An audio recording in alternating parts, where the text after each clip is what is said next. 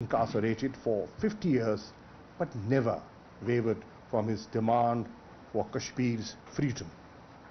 Despite his advancing age and failing health, he was not allowed to seek medical treatment abroad.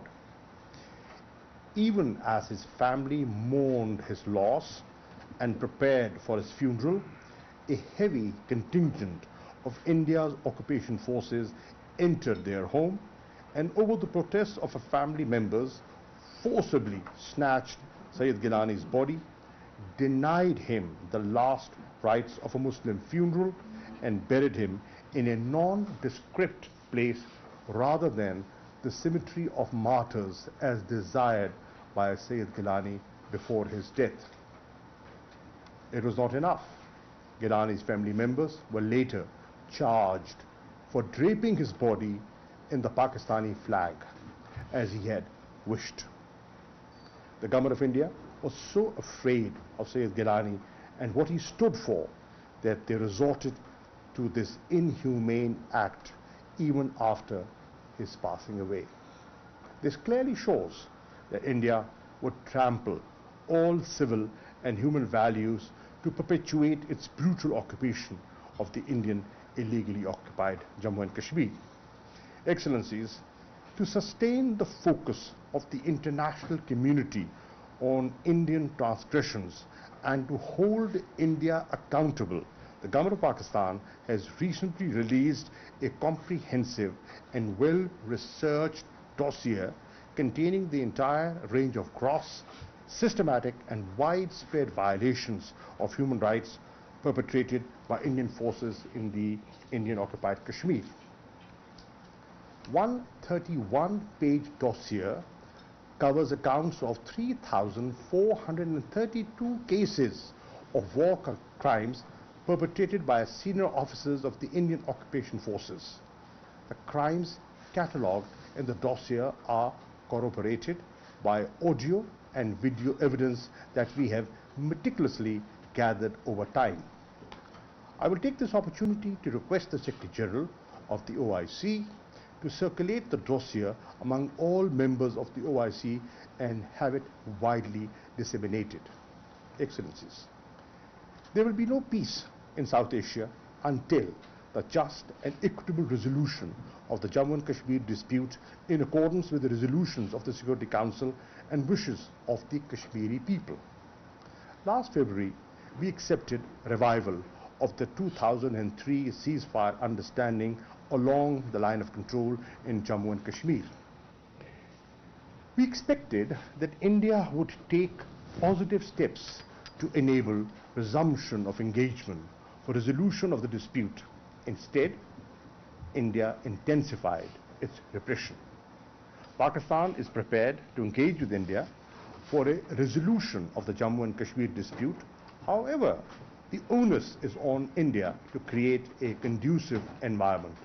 It must reverse its unilateral and illegal measures instituted since 5th of August 2019, stop its human rights violations in Indian occupied Kashmir, halt and reverse the demographic changes in the occupied state. Excellencies, the Jammu and Kashmir dispute with Palestine is one of the two longest standing items on the UN and OIC agenda. Pakistan greatly appreciates the OIC's continued and unequivocal support on the Jammu and Kashmir dispute. The organization has been at the forefront of efforts to support the just and legitimate struggle of the people of the illegally occupied Jammu and Kashmir for their inalienable right to self-determination as reflected by the decisions and resolutions of the Islamic summits and Council of Foreign Minister sessions and the statements issued by the General Secretariat and the Independent Permanent Human Rights Commission. The OIC's contract group has made invaluable contribution in galvanizing global attention to the worsening situation in the Indian occupied Jammu and Kashmir.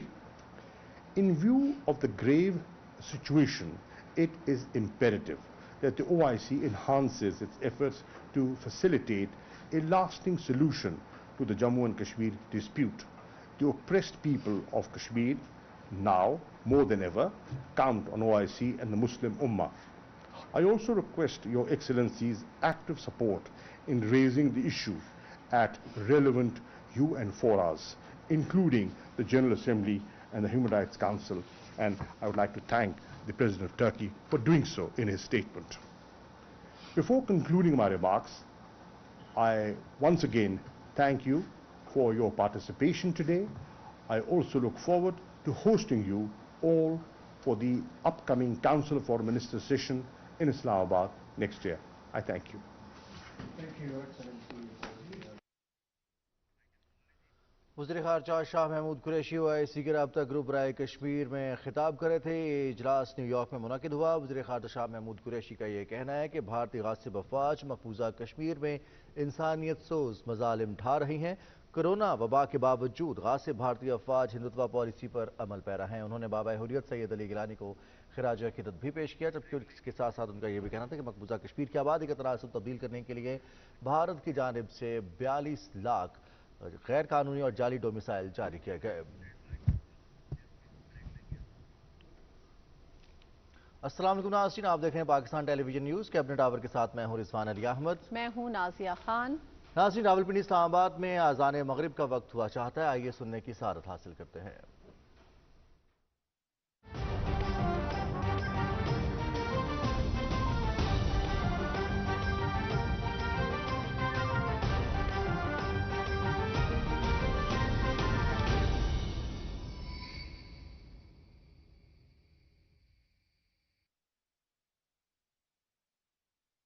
Allah Akbar Allah Akbar Allah